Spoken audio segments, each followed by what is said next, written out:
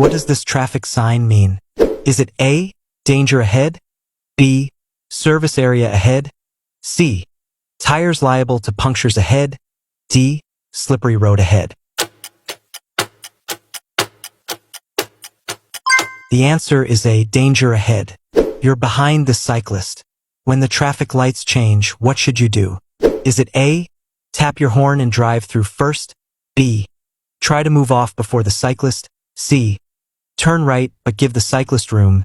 D, allow the cyclist time and room? The answer is D, allow the cyclist time and room. You're driving along this road. What should you do if the red car cuts in close in front of you? Is it A, flash your headlights several times? B, drop back to leave the correct separation distance? C, accelerate to get closer to the red car? D, give a long blast on the horn? The answer is B, drop back to leave the correct separation distance. I hope you have learned a lot from this training. Continue practicing it, and I believe you'll become perfect. Thank you for watching.